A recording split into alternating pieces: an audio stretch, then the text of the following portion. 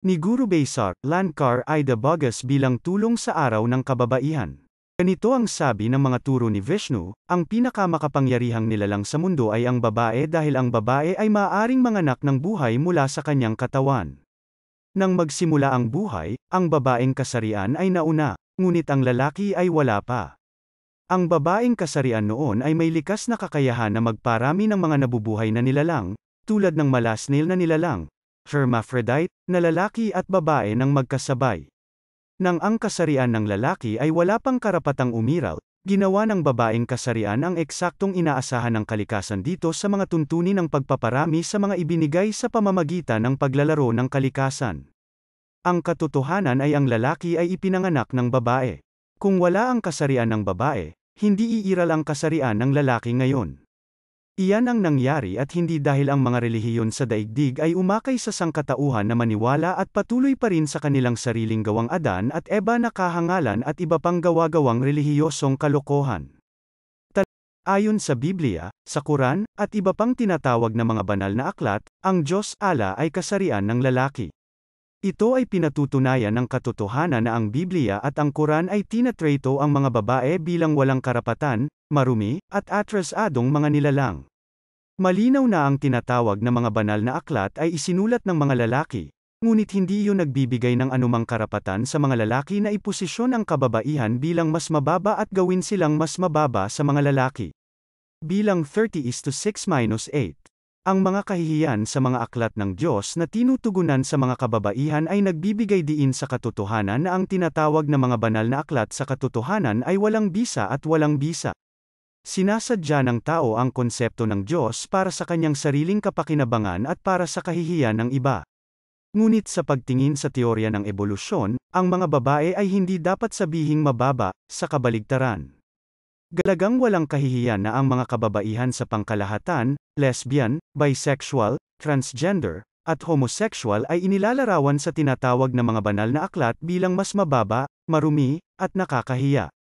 Levitico Kapitulo 18 versikulo 22 hanggang 23. Ganito ang sabi ng mga turo ni Vishnu, walang sino man ang higit o mas mababa kaysa sa iba. Ngunit may mga tao na walang paggalang sa sarili at sa pagbibitiw sa sarili ay nagtitiis sa kahihiyan at paghamak sa Biblia at Quran sa pamamagitan ng pagiging relihiyoso at pagpapakita ng pagpapawalang halaga sa sarili sa iba. Malinaw na mababasa sa mga talata sa Biblia na ang babae ay inilalarawan bilang isang bagay sa pakikipagtalik, mga-akit, kasabwat, manlilinlang, taksil, sinungaling, kasuklam-suklam, marumi, nakakahawa, at walang karapatan. Tingnan ang Genesis Kapitulo 3 versikulo 16. Exodo Kapitulo 20 versikulo 17. Ecclesiastes 26 minuto pasado alas 7:28. Iginagalang ng Vishnu Society ang bawat taong may tamang pag-iisip na walang katulad, ngunit wastong nagbibigay ng komento sa mga taong sumasamba sa isang relihiyon habang sila ay hinahamak at itinatakwil ng parehong relihiyon bilang marumi, walang halaga, marumi, at mababang tao na makakasama ng lahat. Magpakatanga ng walang parusa. Ganito ang sabi ng mga turo ni Vishnu, ang hindi nakakaalam ng paggalang sa sarili ay hindi igalang ang iba. Ngunit pagkatapos ay ang panganib ay nakatago kung saan ito ay madalas na hindi inaasahan, dahil ang masamang pag-uugali na resulta ng kawalang galang ay maaaring mapadali ang mali siya. Tingnan ang mga kababaihan ng Is at ang kanilang mga nakikiramay para dito. Ang mga babaeng ito ay hindi sagrado sa panahon ng paghahari ng takot. Sila ay nagkasala rin gaya ng mga kalalakihan sa harapan at nag-ambag sa maraming paglabag sa karapatang pantao upang mapanatili ang kanilang di umano'y pribilehiyong posisyon kasama ang lahat ng kakilakilabot na kaakibat nito. Sa katotohanan, para sa mga Muslim, ang headscarf ay simbolo at lisensya ng panggagahasa, pagpapahiya sa babae, kawalan ng batas, pang-aapi, pang-aabuso, at di makatwirang pang-aalipin sa ngalan ng Islam. Ang mga babaeng iyon ay maamo na pinahihintulutan ang lahat ng ito na mangyari habang sila ay inilarawan sa Quran bilang hamak at biktima ng komunidad ng mga lalaki. Tingnan ang mga bansang sumasamba sa Islam, kabilang ang Indonesia, Brunei, at iba pa, kung saan ang mga babaeng Muslim ay naglalakad-lakad habang ang mga ilong ay nasa hangin at iniisip na mayroon silang isang tiyak na mataas na posisyon kapag nakasuot ng headscarf, habang ang kabaligtaran ay nakasaad sa Quran. na sa Islam ang mga babae ay mababa ay makikita sa mga sumusunod na teksto. Tingnan ang Sura 2:228, ang mga lalaki ay isang antas kaysa sa mga babae. Surah 2:223. Ang iyong mga asawa ay iyong bukid, kaya't pumunta ka sa iyong bukid ayon sa gusto mo at gumawa ka ng mabuti sa iyong sarili. Kaya't ang isang lalaki ay may kapangyarihan sa mga katawan ng kanyang mga asawa tulad ng siya ay may kapangyarihan sa kanyang lupain. Ang babae ay sex object, wala nang iba pa? Bukhari 6:301, sinabi ni Muhammad, ang dahilan kung bakit ang dalawang babae ay katumbas ng patuto ng isang lalaki ay ang mga babae ay kulang sa katalinuhan. Bukhari 6:301, sinabi ni Muhammad, hindi ba't ang isang babae ay hindi maaring mag-ayuno at magdasal sa panahon ng kanyang regla? Sumagot ang mga babae sa pagsang-ayon. Sinabi niya, ito ay isang depekto sa iyong pananampalataya. Kaya ipinahihiwatig ng Allah na ang mga kababaihan ay may kakulangan sa kanilang relihiyon. Kaya, kahit na ang babae ay magsuot ng 10 headscarves o higit pa sa kanyang ulo at kahit na siya ay nagdarasal sa buong araw, ayon sa Quran, ang babae ay mananatiling asin ng lupa sa kawalang hanggan. Ang hadith, kay Sar al-Umal, talata 22:10, ay nagpapahiwatig na 99% ng mga kababaihan ay napupunta sa impyerno. Bukhari, 28 minuto pasado alas 2. Ang impyerno ay kadalasang binubuo ng mga babae. Ang tanging mga babae sa langit, na minsang binanggit ni Muhammad, ay ang mga birhen na dapat maglingkod sa sexual na pagnanasa ng mga lalaki at ng makalupang babae na punta sa impyerno pagkatapos ng kanyang kamatayan upang pagsilbihan si Satan bilang isang sex slave. Ang ganda, ang mga lalaki ay nagsasaya at ang paghihirap ay naghihintay sa mga babae. Bukhari 62:81.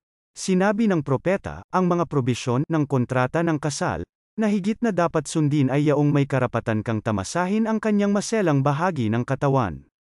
Sa madaling salita, ang pinakamahalagang bagay na dinadala ng isang babae sa isang kasal ay sa pagitan ng kanyang mga binti.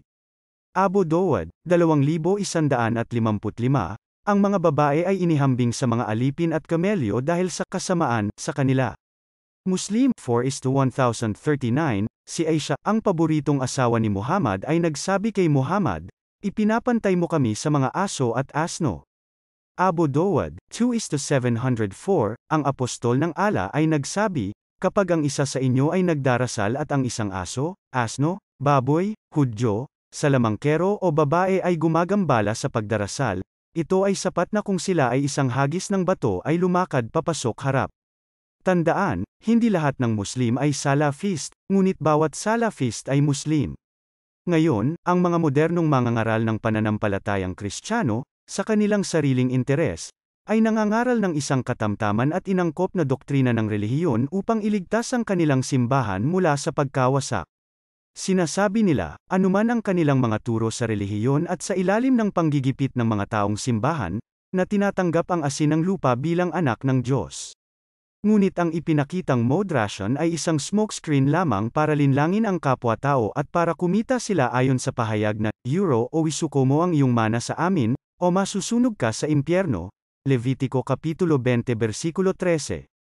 Ang banal na populasyon ay napakawalang muwang na hindi nila nakikita na ang aklat ng isang mamamatay tao ay hindi makapagbibigay ng kapayapaan o pagbabago sa kanilang buhay.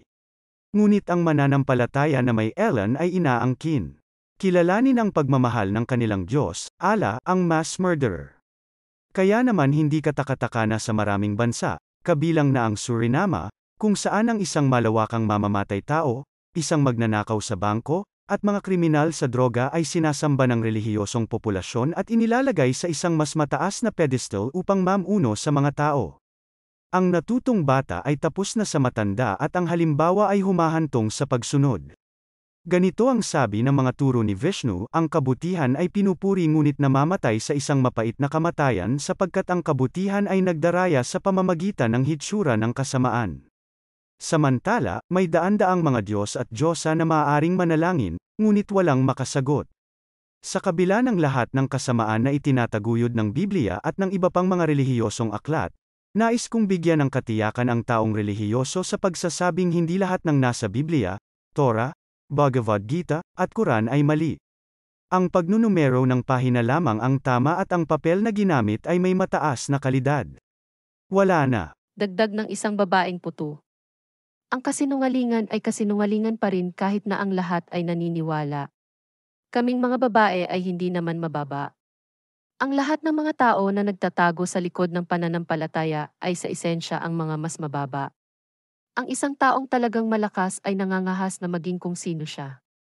Walang karapat-dapat sa titulo ng Diyos kung pinapayagan nito ang mga kababaihan na tratuhin sa ganitong paraan. Ang parehong mga kababaihan na nagbigay ng lupa sa mga lalaki. At marahil doon mismo naroroon ang takot ng mga lalaking iyon. Kaya nga nilalang nila ang isang Diyos para supilin tayo ng may takot at gawing mas mahalaga ang kanilang sarili. Ipagmalaki kung sino ka, isang magandang babaeng nilalang na binigyan ng malikhaing kapangyarihan ng kalikasan. Palayain ng mga kababaihan ang iyong sarili mula sa pamatok ng mga mahina ang loob na ito.